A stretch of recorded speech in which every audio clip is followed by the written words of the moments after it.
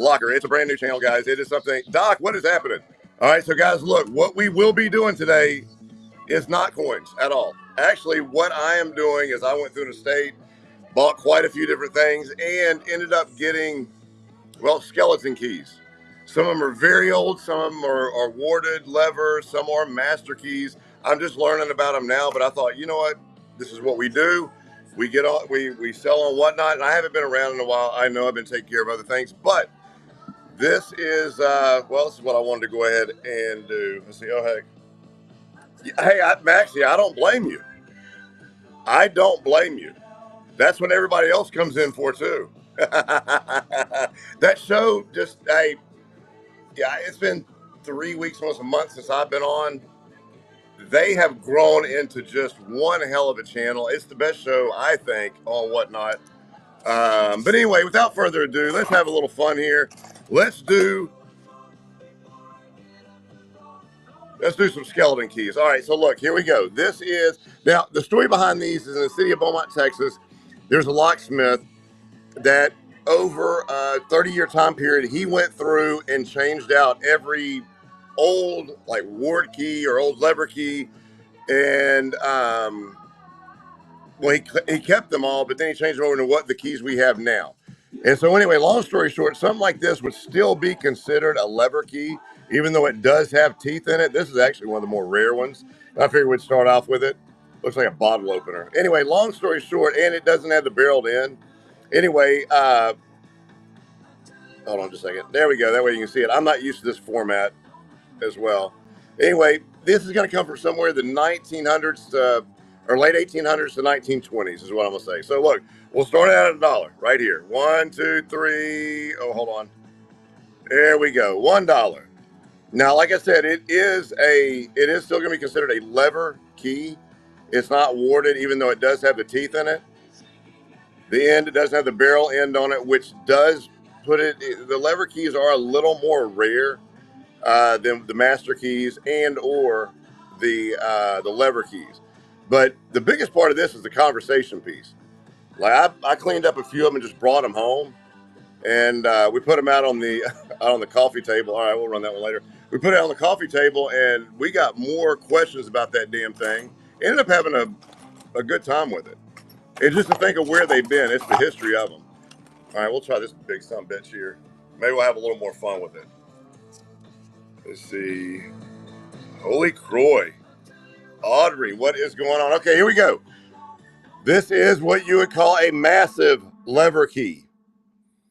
Now, it has been cleaned up somewhat. However, these are going to be somewhere in the realm of, I would say, 1880s to 1920s as well. It is that lever key that it was very popular back then. This is in between that and what you call now a master key, but they're still badass. I still think of, well, a pirate ship. Anyway, here we go. All right, start at $1. 1, 2, 3, we're live. Let's go. We are live. Big lever key. It has been cleaned. I'm just seeing if there's, I think they went, whoever had it tried to like get down to the metal. Johnny Dags, what's going on? But you can, there's also something with the edges here. You have the spades, and then you have the club edges, which I didn't realize that. Some are made up north, some are made here down south, and they'll get up to $30, $40 depending on the edge. I just haven't gone through them and really looked at them. Okay, let's do this. This is one that kind of blew me away here. So this is what you would call a real true warded edge key. Looks like, it does look like a lever, but it's not. It has that barrel on the end. This would be considered a medium sized to small key. Probably would have been to either like a back door or maybe even a bedroom. So, but no jokes on that, by the way. But anyway, long story short, this would be what you call maybe they call that a heart, or there's 3 different types. Anyway, here we go. 1, 2, 3, we are live. Let's go. Here we go. The ward edged key. These are skeleton keys, guys. They are going to date back. 1880s through the 1920s is when they were all changed out. It could go way further back than that. A lot of ward keys they talk about being made somewhere around.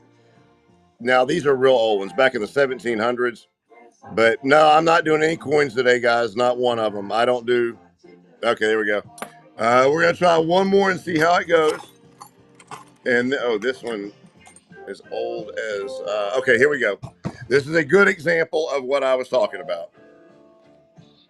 So it still has that heart at the top, barrel edge, but it does have protruding keys coming out, which means that is a ward key. This thing right here is probably 150 to 200 years old, and it hasn't really been. I don't know if. Well, you know what? I don't know if it's been cleaned up or not. I'm digging them out of a box as I go. Anyway, long story short, I have looked these up. They do go $8 to $10, and we're gonna start at $1. 1, 2, 3. We are live. This is a true ward key. Barrel end, teeth, groove at the end, which is wild, and that right there is so pretty. And to think about how much history it has seen. Where'd it go? Anyways, think about how much history that thing has seen. What'd I do with it? That is kind of funny. I can't find it now. It literally dropped on the table. Well, anyway, it's over. All right, guys, look, there was no bids on anything. The skeleton keys, we'll probably get into another section of those. Maybe you can go on eBay with them. Look them up. If you do have any kind of interest in them, get with us. Let us know. Other than that, y'all have a great day.